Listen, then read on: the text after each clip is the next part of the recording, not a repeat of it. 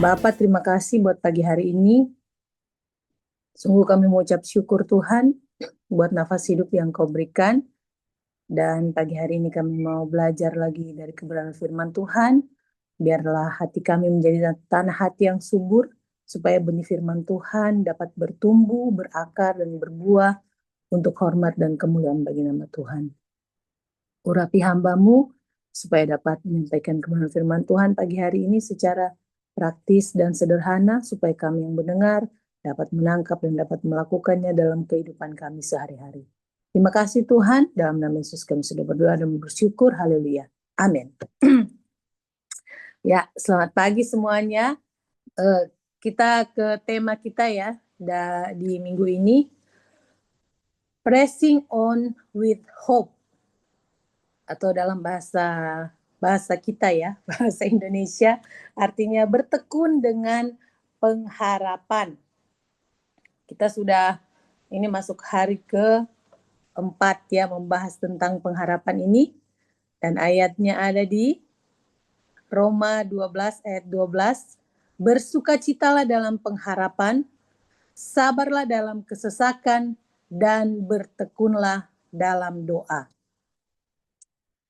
Firman Tuhan mengajak kepada kita bahwa pengharapan kita ini dapat menjadi kenyataan waktu kita bersukacita.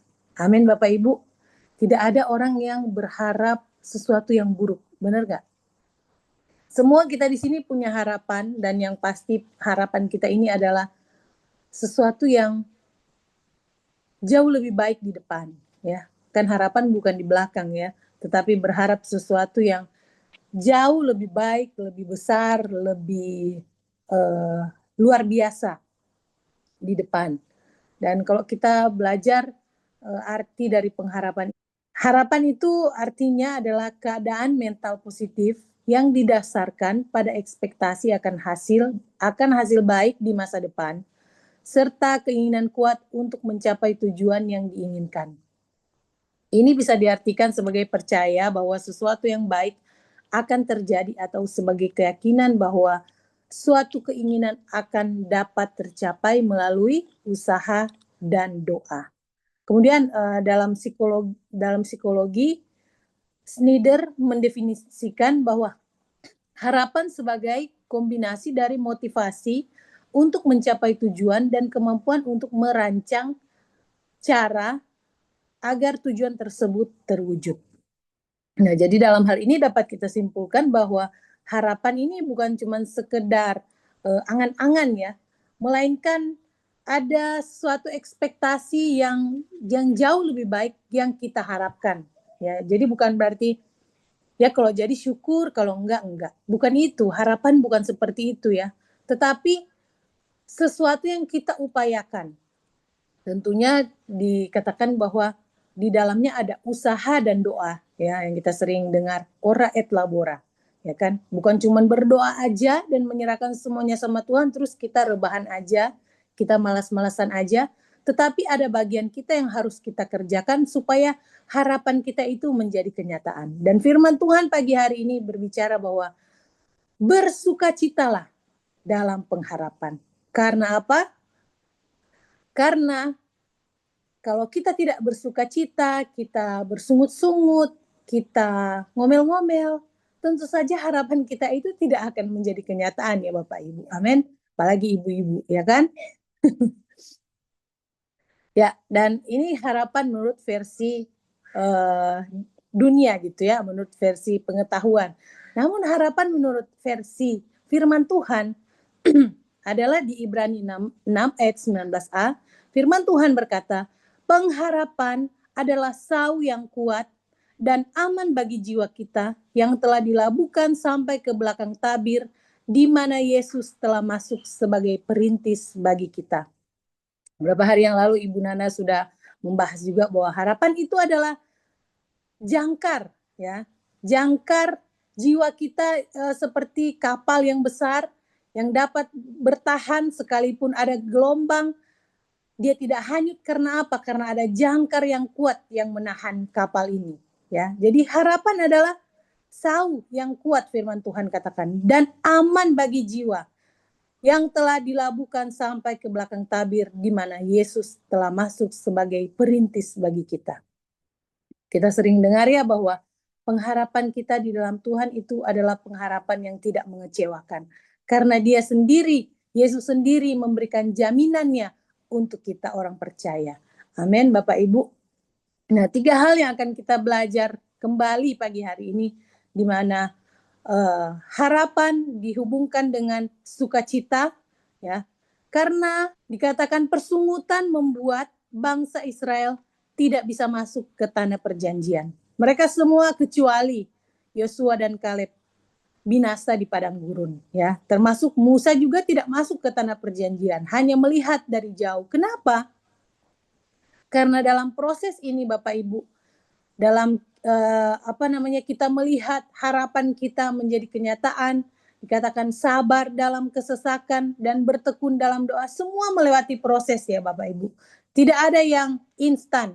Ya, sering kita bahas bahwa nggak ada yang instan. Mie instan aja pun harus melewati proses, ya kan? Nah, jadi firman Tuhan mendorong kita, membangkitkan semangat kita untuk apa? Untuk bagaimana kita meraih atau mencapai harapan kita dengan yang pertama, bersukacita. Amin Bapak Ibu. Sekali lagi belajar dari bangsa Israel ya kan. 40 tahun berputar-putar di padang gurun. Kenapa? Karena mereka sekalipun sudah keluar dari Mesir, namun gaya hidup Mesir itu tidak keluar dari kehidupan orang Israel ini. Begitu kena masalah dikit, langsung yang dibawa-bawa, coba kita masih di Mesir ya. Walaupun jadi budak, tapi bisa makan enak gitu kan. Mereka tidak melihat sesuatu yang jauh lebih besar di depan mereka yang Tuhan sediakan. Ada masalah dikit, bersungut-sungut ya. Ada masalah dikit, ngambek. Ada masalah dikit, menyalahkan Tuhan, menyalahkan hamba Tuhan, nyalain Musa gitu ya. Nah, firman Tuhan mengingatkan kepada kita belajar dari bangsa Israel ya. Karena persungutan, mereka tidak bisa melihat hari depan yang luar biasa yang Tuhan sediakan buat mereka. Mereka mati binasa di padang gurun. Jangan sampai Bapak Ibu kita ini ya sudah berlelah-lelah dalam pelayanan, dalam pekerjaan, apapun yang kita perjuangkan, tetapi endingnya tidak sesuai dengan harapan. Ya, jadi pagi hari ini firman Tuhan mengingatkan kita untuk apa? Bersukacitalah dalam pengharapan. Di Roma 5 ayat 25, firman Tuhan berkata, dan pengharapan tidak mengecewakan karena kasih Allah telah dicurahkan di dalam hati kita oleh Roh Kudus yang telah dikaruniakan kepada kita. Kenapa kita harus bersukacita dalam pengharapan? Karena pengharapan kita jaminannya sekali lagi adalah karena kasih Kristus sudah dicurahkan di dalam kehidupan kita. Amin Bapak Ibu.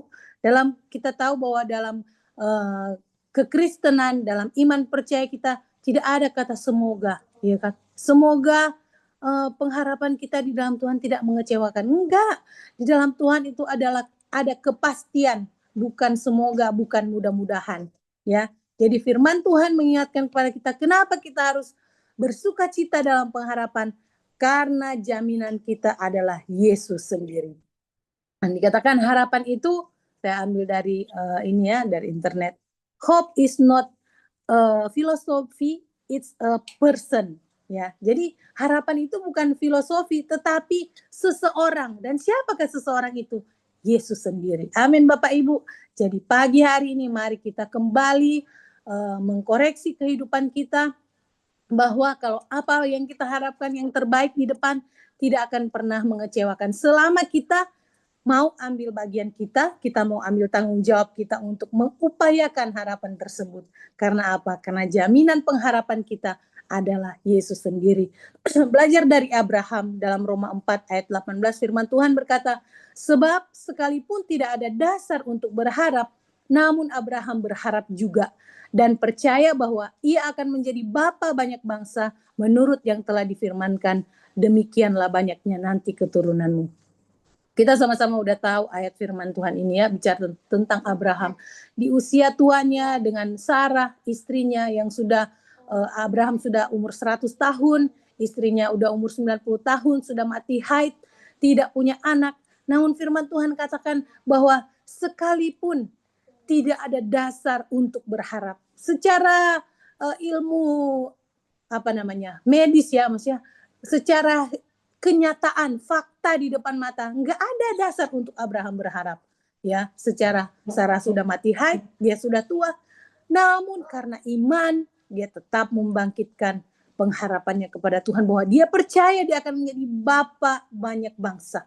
Dan benar ya firman Tuhan, terbukti Sarah mengandung di usia yang sudah tidak belia lagi ya. Secara mujizat luar biasa Tuhan kerjakan buat Sarah, bahkan dia namakan anaknya Ishak, artinya tertawa gitu kan, karena waktu dengar janji Tuhan ini dia sendiri tertawa kayak, masa iya sih gitu ya. Mungkin kalau sekarang lucu ya kalau kita lihat ya kan, udah umur 90 tahun dan hamil gitu, bukan cuma lucu, kasihan gitu. Tetapi itulah firman Tuhan katakan, sekalipun tidak ada dasar untuk berharap, namun Abraham berharap juga dan percaya ya, berharap dan percaya. Kita selalu kemarin juga sudah sangat-sangat jelas dibahas oleh Ibu Grace ya, bahwa iman itu, harapan itu tidak akan terwujud tanpa iman. Amin Bapak Ibu. Nah, jadi kembali lagi di Ibrani pasal 6 ayat 15, firman Tuhan berkata, Abraham menanti dengan sabar dan dengan demikian ia memperoleh apa yang dijanjikan kepadanya. Nah, poin yang kedua adalah sabarlah dalam kesesakan. Di Mazmur 118 ayat 5 firman Tuhan berkata, dalam kesesakan aku telah berseru kepada Tuhan, Tuhan telah menjawab aku dengan memberi kelegaan. Amin Bapak Ibu. Umumnya kita ini orang-orang, semalam kami komsel ya di rumah Pak Damon, dan yang menyampaikan firman Tuhan itu Pak Kosam. Dia bilang umumnya orang-orang timur ini kurang sabar ya. Jujur saya Bapak Ibu, kalau ditanya saya ini ibu yang kurang sabar dalam menghadapi anak saya ini ya, berdua ini di rumah. Saya bisa tantrum menghadapi mereka, bukan anak saya yang tantrum, saya yang tantrum Bapak Ibu. Saya nggak bisa ngomong baik-baik gitu ya, kayak saya lihat Mbak Ririt, aduh nggak pernah kali ya Om Cahyo ya sampai nada 7 oktav gitu ya. Kalau saya bilangin baik-baik, kayaknya nggak dengar. Tapi memang itulah ya, ucapan kita adalah doa. Saya selalu ngomongin sama anak saya, kenapa sih Noah kalau dia omongin nggak bisa ngomong baik-baik, harus mami ngomong kasar-kasar, harus mami. Jadilah seperti itu gitu ya. Mungkin kalau saya kayak Mbak Ririt gitu ya, ngomongnya lembut, pasti anak saya jadi lembut. Karena saya ngomongnya Bapak Ibu tantrum ya, anak saya kalau nanti Bapak Ibu mungkin ada, bukan mungkin ya, pasti ada yang tahu lah di sini anak saya itu luar biasa ya dia. Jadi anak itu kan cerminan saya ibunya ya. Jadi kalau apa-apa dia marah-marah teriak-teriak, saya dalam hati itu karena dia mencontoh saya gitu, dan saya harus bertobat ya Bapak Ibu. Dan ini dia sabar dalam kesesakan. Jadi saya harus banyak-banyak bersabar gitu. Jadi bersyukurlah ya, suami saya itu beruntung memiliki saya karena dia itu sabar. Karena saya apa-apa kurang sabar gitu, pingin cet. Jadi saya harus di poin yang kedua ini saya harus bertobat Bapak Ibu karena saya kurang sabar dalam kesesakan. Apalagi saya ingat ya, waktu pandemi tahun 2020 gitu ya. Saya ingat waktu saya kena musibah gitu ya, kena arisan bodong. Saya memang tidak sabar Bapak Ibu ya, dan itulah ya, emosi itu menyebabkan kebodohan ya kan. Akhirnya saya sampai tertahan selama 6 bulan di Manado gara-gara kasus itu. Saya lapor polisi ya kan. Dia bilang, nanti Kak minta uangnya ambil di kantor polisi. Beneran saya lapor polisi dan sampai ke pengadilan gitu ya. Jadi saya harus kembali lagi setelah 6 bulan balik ke Jakarta, urusan persidangan balik lagi ke Manado. Kalau ingat itu rasanya aduh bodoh banget gitu ya. Tapi itulah proses, yang namanya proses bukan cuma sekali ya kan Bapak Ibu. Kita tuh belajar untuk jadi pintar, untuk jadi bijaksana itu bukan cuma sekali. berkali-kali setiap hari. Amin Bapak Ibu. Jadi kalau kita menang hari ini dalam kesabaran, jangan sedih. Besok kita bergumul lagi. Semangat yang sedang berjuang. Jadi firman Tuhan mengingatkan di Amsal pasal 10, saya nggak catat, mohon maaf ya Ibu Grace. Amsal 16 ayat yang ke-32, firman Tuhan berkata, orang yang sabar melebihi seorang pahlawan. Orang yang menguasai dirinya melebihi orang yang merebut kota. Amin Bapak Ibu, mau sabar? Mau lebih dari pahlawan? Kasih reaksinya, saya. Dikatakan bahwa orang yang menguasai dirinya melebihi orang yang merebut kota. Kenapa selama ini kita kalah dalam pergumulan? Karena kuncinya kita tidak bisa menguasai diri, ya kan? Kuncinya kita tidak bisa menang dengan emosi kita yang menyala-nyala gitu. Jadi firman Tuhan mengingatkan kepada kita pagi hari ini, ayo kita sabar dalam kesesakan. Amin. Dan yang ketiga, bertekunlah dalam doa. Doa tempat di mana kita terhubung dengan Tuhan, di hadirat Tuhan. Kita belajar dari Hana di 1 Samuel 1 ayat yang ke-27.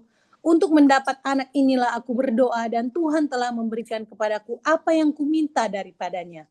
Di 1 Samuel 21, di 1 Samuel 2 ayat 1 firman Tuhan katakan, lalu berdoalah Hana katanya, hatiku bersukaria karena Tuhan, tanduk kekuatanku ditinggikan oleh Tuhan. Mulutku mencemoohkan musuhku sebab aku bersuka cita karena pertolonganmu. Kita tahu bersama ya Bapak Ibu, Hana ini kisahnya gitu kan. Dia punya saingan gitu ya. Penina gitu kan. Dan Penina selalu merendahkan dia karena dia tidak punya anak. Dan kita tahu ceritanya bahwa setiap kali dia pergi ke rumah Tuhan, dia datang dengan segala keluhan, dia datang berdoa sama Tuhan sampai Imam Eli bilang, ini perempuan ini lagi mabuk katanya. Padahal masih pagi-pagi gitu ya, mana ada orang, oh ada. Saya mau bilang mana ada orang mabuk pagi-pagi, nggak ada gitu ya. Jadi dia bilang saya nggak mabuk, tapi saya sedang menyampaikan keluhan saya di hadapan Tuhan ya. Jadi apapun yang kita alami hari ini, bagus kita punya mentor, kita punya kakak rohani, kita bisa bercerita, menyampaikan apapun yang menjadi keluhan kita. Namun lebih bagus lagi, kita datang sama Tuhan. Kita datang di dalam doa kita kepada Tuhan. Amin. Katakan tadi bahwa doa itu tempat di mana kita terhubung dengan Tuhan, di hadirat Tuhan. Di hadirat Tuhan kita mendapat kelegaan, kita mendapat sukacita, bahkan kita mendapat jawaban, kita mendapat jalan keluar, cara bagaimana kita menghadapi masalah. Lalu saya ingatkan bahwa Tuhan tidak pernah punya masalah dengan masalah kita. Amin Bapak Ibu. Tapi Tuhan berurusan dengan hati kita. Tidak ada masalah yang terlalu besar buat Tuhan ataupun terlalu kecil, tetapi berurusan dengan hati kita, dengan sikap hati kita yang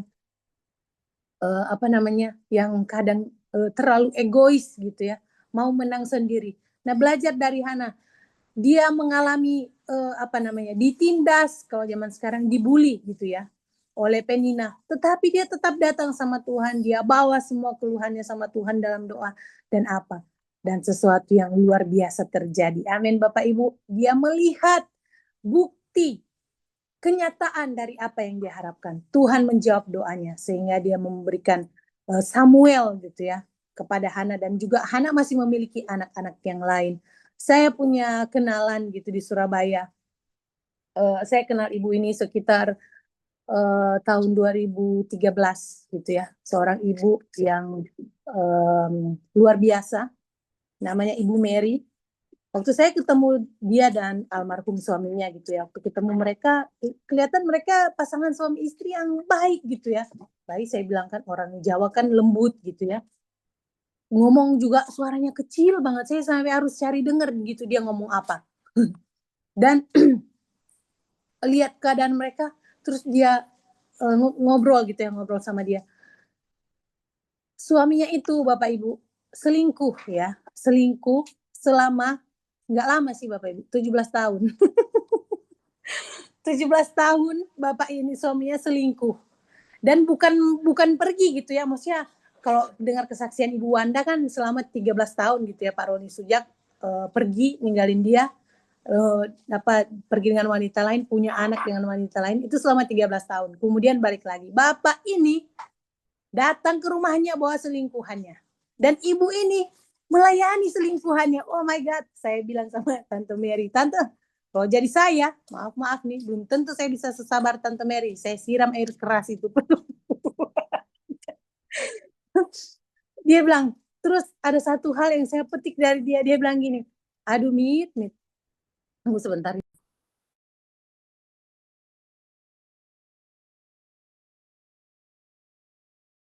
Sorry ya kalau ada suara-suara ini. Jadi dia bilang dari latar belakang Buddha ya, dia tidak kenal Tuhan, dia pergi ke kelenteng gitu untuk ambil jimat supaya suaminya tetap sama dia. Namun semakin dia ambil jimat, suaminya semakin jauh gitu. Suaminya pulang, Bapak Ibu. Ini ya, kerennya dia. Suaminya pulang, dia melayani dari yang punya 2 anak sampai punya 3 anak supaya dia tetap bertahan demi suaminya gitu ya. Padahal keluarga besarnya udah bilang, ngapain lu bertahan sama dia? Dan dia maaf kata nih, bukan wanita yang jelek. Saya percaya waktu zaman dia masih muda pasti dia cantik banget gitu ya. Orang keluarganya bilang, ngapain lu bertahan sama dia? Udah cerai aja katanya. Tapi dia bilang sama saya, aduh Mit, cukuplah, om aja yang gila. Nanti kalau tante ikut-ikutan gila, siapa yang mau membesarkan anak-anak? Wah, itu dia belum kenal Tuhan loh Bapak Ibu. Sampai dia kenal Tuhan, dia ketemu Tuhan pribadi. Suaminya masih selingkuh nggak? Masih. Suaminya masih selingkuh. Aduh, kalau dengar cerita dia, saya bilang, aduh tante kayaknya tante sayapnya dipotong ya. Tante ini jangan-jangan malaikat gitu ya kan. Dan dari dia yang tidak bisa nyetir mobil, disuruh belajar mobil sama suaminya, dan dia bisa nyetir mobil karena antar anaknya ke rumah sakit. Suaminya tidak peduli sama sekali Bapak Ibu. Suaminya kasih uang buat dia sebulan, pokoknya cukup nggak cukup, lu cukup-cukupin gitu.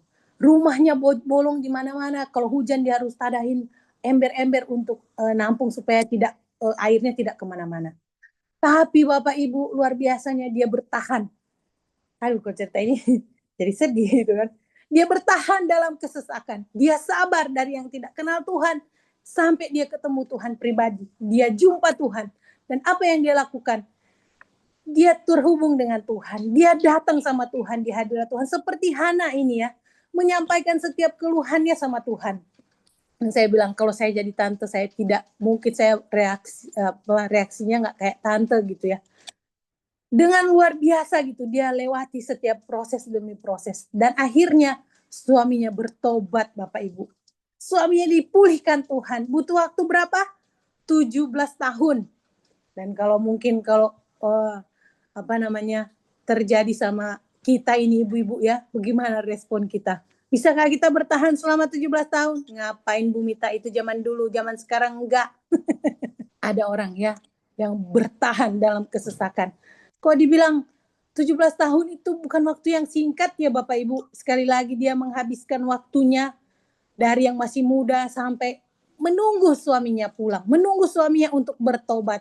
Sekali lagi mungkin kalau pergi jauh-jauh nggak kelihatan nggak masalah. Ini dia datang ke rumah dengan selingkuhannya. Dan itulah memberi contoh apa yang kita alami hari ini. Jangan menyerah ya. Karena akan dipakai Tuhan di hari depan untuk apa? Menjadi contoh buat orang lain supaya jangan putus asa, jangan berhenti berharap. Masih ada orang di luar sana yang keadaannya hari ini lebih parah dari apa yang kita alami, lebih tidak beruntung dari apa yang kita alami. Jadi dikatakan next slide, ujian ketekunan seperti melewati api. Benar nggak Bapak Ibu ya? Namun percayalah, api ujian itu bukan untuk menghanguskan kita, melainkan untuk memurnikan kita. Emas bukanlah emas sampai ia melewati api. Dengan melewati api, emas semakin dimurnikan. Ya, berlian bukanlah berlian sampai ia melewati proses ditekan dalam tekanan yang berat, sehingga dia dapat berubah dari batu yang tidak berkilau menjadi sesuatu yang sangat-sangat berharga, melewati proses. Bapak Ibu mungkin hari-hari ini keadaan kita seperti ada di dapur api gitu ya, melewati api. Namun percayalah, Tuhan punya tujuan yang luar biasa untuk kita, bukan untuk membinasakan kita, namun untuk memurnikan kita. ya, supaya kita bisa bersukacita dalam pengharapan, kita bisa sabar dalam kesesakan, dan kita tetap tekun dalam doa. Amin Bapak Ibu. Rasul Paulus bilang kan, tetaplah berdoa. Jangan kita jemu-jemu berdoa, karena cuma doa, tidak ada lain Bapak Ibu. Selain tadi ya, bilang kita berusaha, namun di atas segala-galanya serahkan semuanya di dalam doa kita kepada Tuhan. Firman Tuhan katakan, Daud bilang, justru dalam aku tertekan itu baik, supaya aku belajar ketetapan-ketetapan Tuhan. Kalau hidup kita baik-baik saja, hidup kita mulus-mulus aja, hidup kita terlalu nyaman, kita tidak akan berserah sama Tuhan gitu. Kita akan maksudnya gampang gitu ya, segala sesuatu dapat kita peroleh dengan mudah. Tapi karena ada proses, ada pergumulan, ada harga yang harus kita bayar, supaya apa? Begitu kita mendapatkan apa yang kita harapkan, apa yang kita doakan selama ini, kita akan sangat-sangat menghargai itu. Amin Bapak Ibu. Miles Monroe bilang gini, bahasa Inggris saya nggak usah baca ya, nanti lidahnya kelipat-lipat. Bahasa Indonesia aja. Jadi dia bilang gini, tragedi terbesar dalam hidup bukanlah kegagalan, melainkan menyerah terlalu cepat. Terlalu banyak mimpi terkubur di kuburan karena seseorang telah melepaskan harapan. Bapak Ibu, kita banyak melihat ya contoh-contoh orang yang kehilangan harapan, putus asa, dan akhirnya mengakhiri hidupnya sendiri, bunuh diri. Sementara masih banyak mimpi-mimpi, masih banyak sesuatu potensi yang belum keluar dari dirinya. Jadi kan Miles Monroe bilang, tragedi terbesar dalam hidup bukanlah kegagalan, gitu ya. Kalau kita masih hidup, gagal, bangkit lagi. Kan firman Tuhan katakan, 7 kali orang benar jatuh, namun dia bangkit kembali. Selama kita bangkit kembali, masih ada harapan ya. Seperti pagi hari ini, masih ada harapan. Jangan lepaskan pengharapan kita Bapak Ibu. Jangan begitu kita kena masalah dikit, langsung kita mundur 1000 langkah.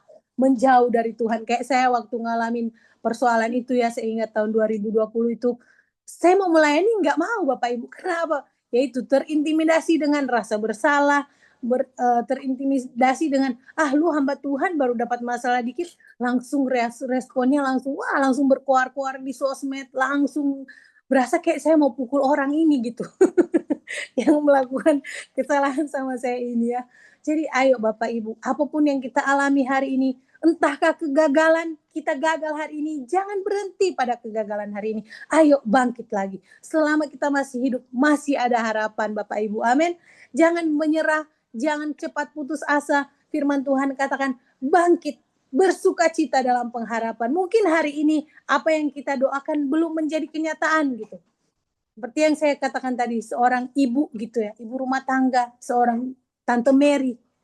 Mungkin kalau dia menyerah, saya nggak bisa kasih ceritanya hari ini sama Bapak Ibu di sini ya, bahwa ada seorang istri yang bertahan 17 tahun menanti suaminya untuk bertobat karena suaminya terjerat dengan, dia bilang wanita tobat.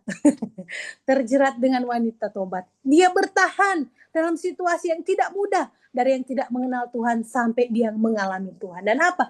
Dia menang Bapak Ibu. Anak-anaknya, dia punya 3 anak gitu kan. Anak-anaknya hari ini rumah tangganya luar biasa diberkati Tuhan. Itu karena ada seorang ibu yang mau bayar harga. Jadi hari ini apapun yang kita alami, pergumulan, masalah, jangan menyerah.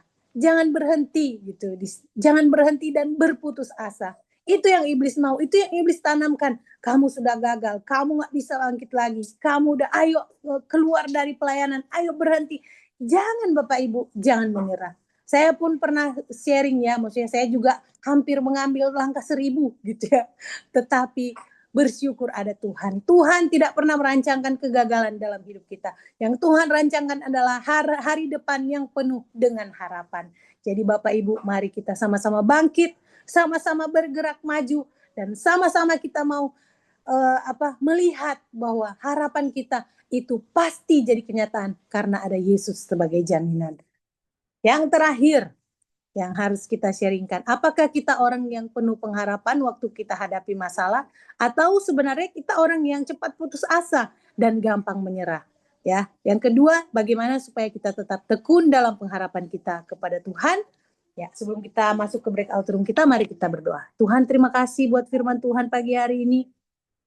Biarlah setiap kami boleh menangkap kebenaran firman Tuhan dan kami dapat melakukannya dalam kehidupan kami sehari-hari. Tuhan tidak pernah punya masalah dengan masalah kami, namun Tuhan berurusan dengan hati kami. Kami mau bertobat di hadapan Tuhan pagi hari ini, bertobat dari cara hidup kami yang salah, dari pola pikir kami yang salah, supaya lewat hidup kami boleh menjadi kesaksian bagi banyak orang di luar sana. Terima kasih Tuhan, kami mau sharing di breakout room kami masing-masing pagi hari ini. Dalam nama Yesus kami sudah berdoa dan mengucap syukur, haleluya, amin. Selamat sharing Bapak Ibu, Tuhan berkati kita semua, shalom.